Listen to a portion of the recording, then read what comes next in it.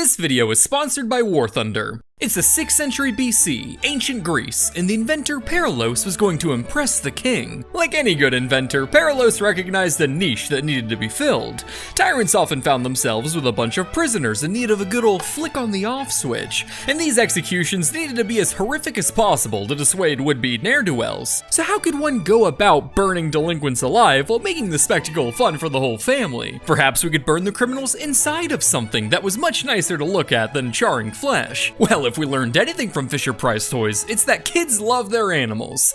But if we learned anything else, it's also that the bull doesn't go, "Ah, it burns! It burns!" So after snapping some synapses of his sinister little Satan cerebrum, he invented the brazen bull, a bronze statue of a bull that sits over a fire with just enough space inside for some criminal stew. However, the real human meat and potatoes of the device was in the statue's snoot, an acoustic series of tubes that would convert the screams of the poor ingredients inside into a sound like the bellows of a bull. With his prototype complete, Perilos pitched his beast to the ruthless King Phalaris of Acragos, claiming the screams of the condemned would bring pleasure to his ears. And I guarantee you, the screams of the damned coming out of this puppy will be sick as hell. No way. Yeah way. Check it. Holy shit, that's awesome! Guards, put that on a repeat for me. What? Disgusted by Perilos' description of the device, Phalaris tricked Perilos by asking him to demonstrate the horns, locking him inside, and setting fire underneath the bull to hear the inventor's quite genuine demonstration. Before getting too medium well, the tyrant's tender heart decided to show mercy, freeing Perilos from the brazen bull and throwing him off a cliff. The tale of the brazen bull is difficult to verify, and very well could have been more legend than fact. However, the lessons it teaches are all too real. Now, Jeff, tell me, what was Perilos' biggest mistake here? Whoa, dude, his edible's really kicking in. That's right, he didn't file for a patent. A patent would have given Perilos intellectual property over his brazen bull, and thus make it illegal for third parties, like the king, to use his device without his permission. In short, if you're gonna deal with devils, make sure you do it in their language. The letter of the law. The light of redemption shines upon my face from above. I climb as my mortal shadow clings to my soul. Jesus, man, what the fuck did you take? Here. Hell yeah, now it's a party. Dude, no, it's water. God, I can't believe I'm saying this, but I think I'm just gonna let you sit this one out and rest. Ain't no rest for the wicked. Anyway, for inventors around the world, patents are the must-have piece of paper for granting them ownership over whatever gadgets or gizmos they can puke out of their imaginations. However, even if they existed around the time of Perilos, you're unlikely to be able to patent something as overtly unethical as a human crockpot murder statue. But that doesn't mean there's not gray areas. So today, we're gonna learn about the inventors that really pushed the moral envelope and created some of history's most ethically questionable patents.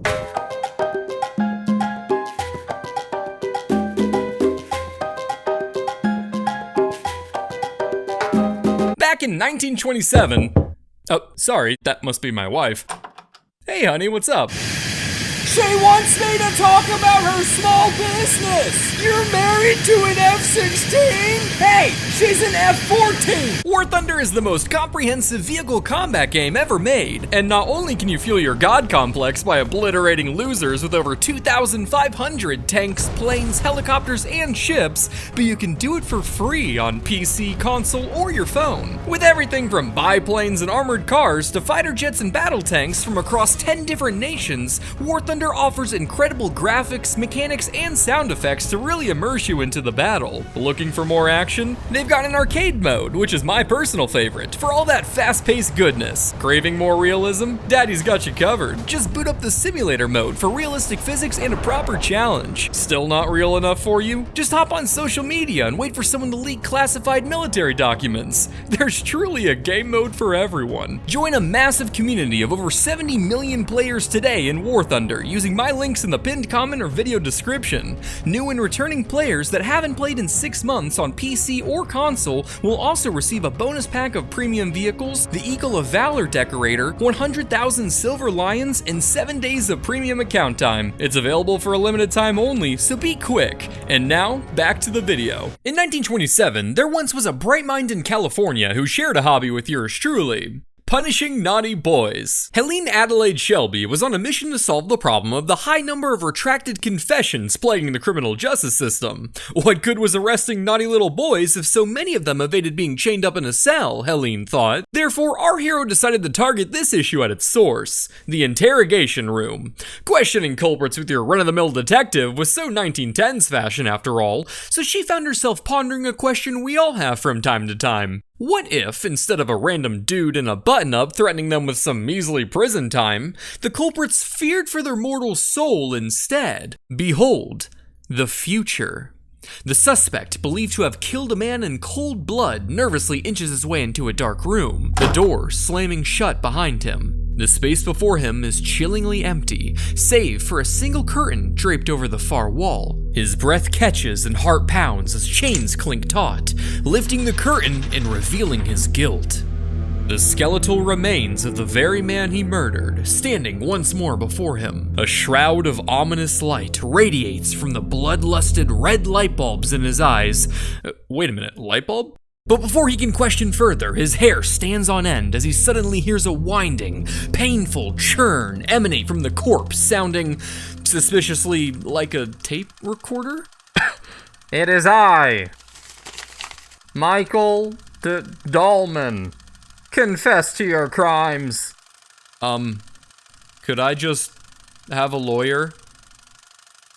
Fuck. Helene filed a patent for an apparatus for obtaining criminal confessions and recording them. In essence, it was a lie detector, consisting of a skeleton in a dark room with spooky lighting and red light bulbs for eyes. With a megaphone and film camera in its skull, Helene's goal was to induce a supernatural experience to work upon the suspect's imagination and cause them to spontaneously confess to their crimes. And honestly, not a terrible idea.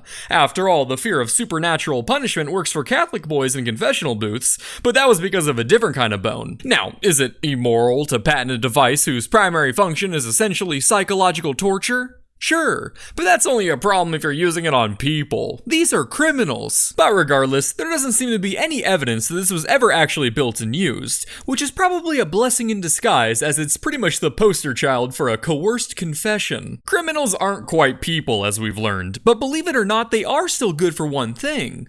Their bodies. No, I don't just mean the bountiful slave labor they provide for pennies on the dollar in the land of the free, I'm talking about their corpses. With medical schools booming post-American Civil War, the study of anatomy and dissection on cadavers was growing in demand. And if you were one of the up-and-coming surgical students looking to slice and dice in a way that suffice, you needed a steady supply of legal corpses in the form of donors or executed criminals. But unfortunately for them, the demand had begun to outpace the supply for corpses, so it looks like they're shit out of luck. What's that, Timmy? Oh, sure, go for it.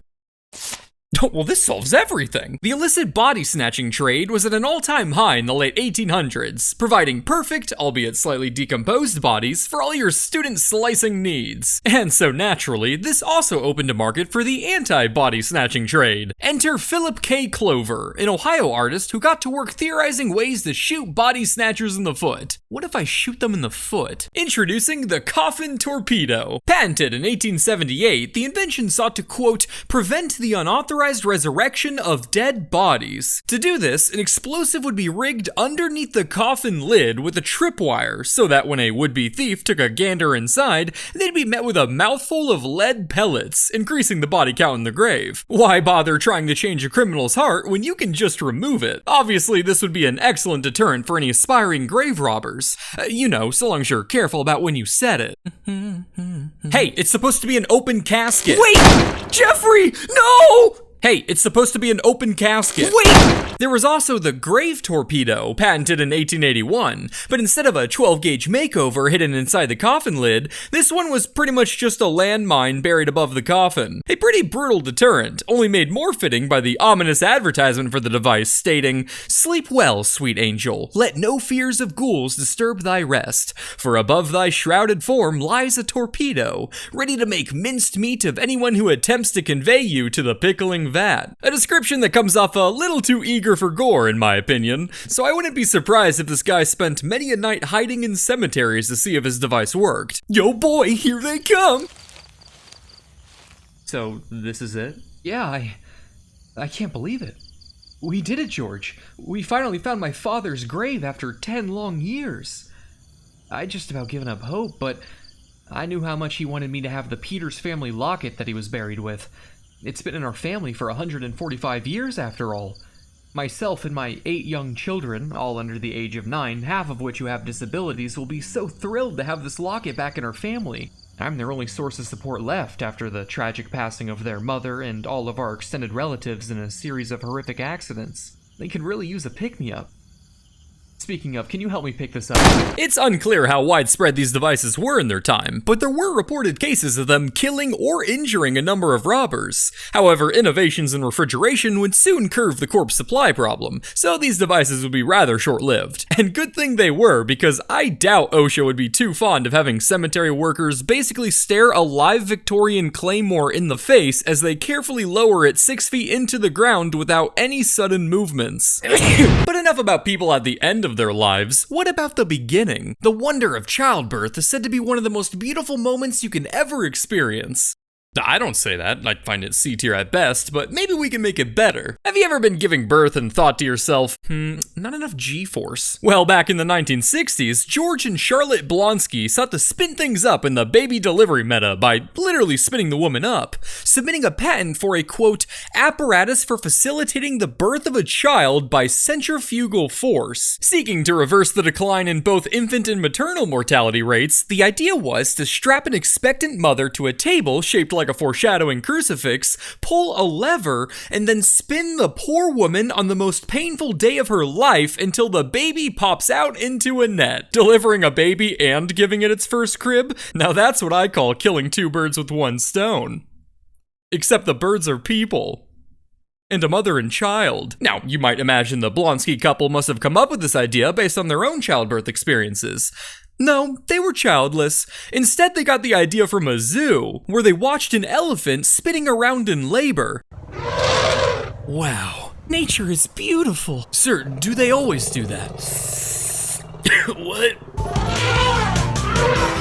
Oh yeah, like, that's just nature. Supposedly, they were told by the zookeeper that this was something elephants do all the time before giving birth, which, by the way, is just not true? I couldn't confirm that anywhere in my research, so that guy was probably just fucking with them. And thank God he did, because it ended up giving me excellent YouTube content. They believed a device like this was necessary because, as they put it, civilized women did not have the musculature present in more primitive women, who had easy and pain-free childbirths. Because what is a 1960s patent without a wee bit of racial undertones? I'm sure there's probably a few concerns going through your minds. Like, what if it doesn't spin fast enough to get the baby out?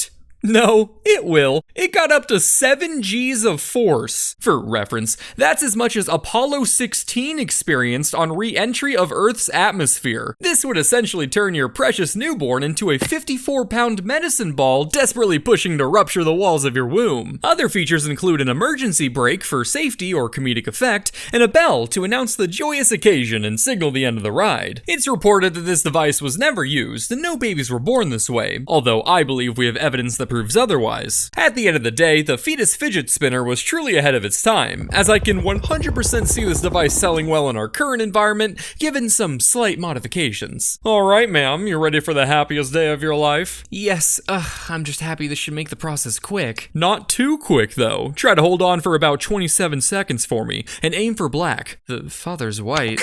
Place your bets, folks, place your bets. Betting ends in 25 seconds. $50 on red, 100 on first 12. It's coming! You better hold it in or I'm charging the payouts to your medical bill. The Wheel of Misfortune was awarded the Ig Nobel Prize posthumously in 1999, a parody award of the Nobel Prize. Because after all, an idea doesn't have to be good to get a patent, it just has to be new. But I can't imagine there are any ideas going through your head right now, Jeff. Jeff? Oh, I gave you lean. Yeah, that's not gonna help someone who's about to OD. You really shouldn't have drank that. What, he's not gonna use it? Besides, I need his username and password for War Thunder. Make sure to check them out on PC, PlayStation, Xbox, or on your phone for free using my links below. Anyone who hasn't played in 6 months will get a massive bonus pack on PC and consoles, including premium vehicles, 100,000 silver lions, and 7 days of premium account time. Anyway, there were a ton of these patents out there, so let me know in the comments if you want a part 2. Immoral patents, 10 out of 10 stars.